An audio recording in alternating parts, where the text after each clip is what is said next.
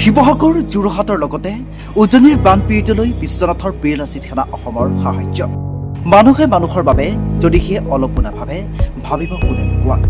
উজনি অসমত ভয়ংকৰ বানত সৰ্বস্বান্ত হোৱা বানপীড়িতৰ বাবে এইবাৰ সহায়ৰ হাত আগবঢ়াবলৈ ওলাই আহিছে বীৰলাচিত সেনা অসমৰ বিশ্বনাথ নগৰ আঞ্চলিক সমিতিৰ বিষয়ববীয়াসকলে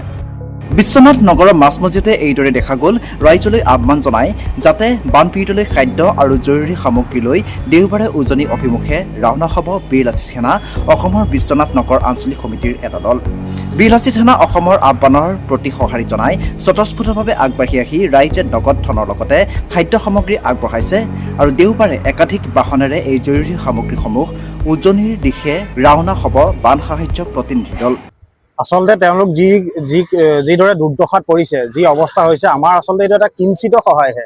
তেখেতসকলে যি এটা বিভীষিকাৰ সন্মুখীন হৈছে তাত আমি তেখেতসকলক যি ধৰণে সহায় কৰিব লাগিছিলে বা যি ধৰণে সহায় কৰিব পাৰিম সেয়া হয়তো তেখেতৰ একেবাৰে ক্ষুদ্ৰ সহায় তেখেতসকলৰ বান শেষ হোৱাৰ পিছতো তেখেতলোকৰ জীৱন যাপন বহুতো দুৰ্বিবহ হৈ যাব অৱস্থা সাংঘাতিক বেয়া আমি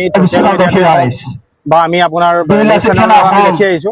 আমাৰ বীৰলাচিত সেনা উদ্যোগত সমূহ বিশ্বনাথবাসী ৰাইজৰ সহযোগত আমি কিঞ্চিত সহায় অৰ্থে আমি অহা দেওবাৰলৈ তেখেতসকলৰ কাষত উপস্থিত আমি বিপদৰ বেলিকা তেখেতসকলৰ কাষত উপস্থিত হৈ পেলাই তেখেতসকলৰ কাষত থিয় দিব পৰাটোৱে আমাৰ কাৰণে এটা ডাঙৰ আমাৰ ডাঙৰ সুযোগ বুলি আমি ভাবিম আৰু এই বিপদৰ বেলিকা মানুহে মানুহৰ মাজত থিয় দিয়াটোৱে এটা ডাঙৰ কথা বুলি আমি ভাবিছো সেই বিপদত আমি ঈশ্বৰৰ ওচৰত আমি প্ৰাৰ্থনা জনাম যাতে এনেকুৱা বিভীষিকা আৰু কাৰো কোনো অঞ্চললৈ নাহক অসমৰ কোনো জেগাতে নহওক আৰু ঈশ্বৰে শক্তি দিয়ক তেখেতসকলে মানসিকভাৱে যাতে শক্তিশালী হৈ থাকে এই দুৰ্বিবহ সময় পাৰ কৰিবৰ কাৰণে ধন্যবাদ আপোনাৰ সকলোৱে জ্ঞাত যে যোৰহাট শিৱসাগৰকে ধৰি সেই অঞ্চলৰ বহু অঞ্চল বানৰ যি বিভীষিকা সৃষ্টি কৰিলে আৰু এতিয়া ৰাইজৰ মাজত যি হাহাকাৰ পৰিৱেশ আমি সদায় আপোনালোকৰ সংবাদ মাধ্যমতে হওক বা আমি ছ'চিয়েল মিডিয়াতে আমি সেইসমূহ প্ৰত্যক্ষভাৱে দেখি আহিছোঁ এতিয়া আমি আজি বিশ্বনাথ চাৰিআলি যি আমাৰ বীৰলাচিত সেনা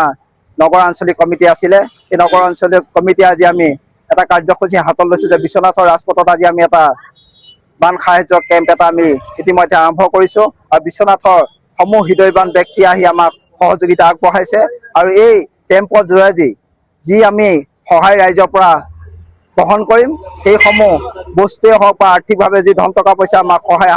আগবঢ়াইছে সেইসমূহ আমি লৈ পেলাই অহা দেওবাৰে আমি যোৰহাট আৰু শিৱসাগৰৰ দিশে ৰাওনা হ'ম আৰু সেই অঞ্চলৰ যি ৰাইজৰ দুৰ্দশা আমি সেইখিনি খবৰ লোৱাৰ লগতে তেখেতসকলক যাতে আমি কিছু পৰিমাণে সহায় হাত আগবঢ়াব পাৰোঁ তাৰ বাবে আমি চেষ্টা কৰিম ধন্যবাদ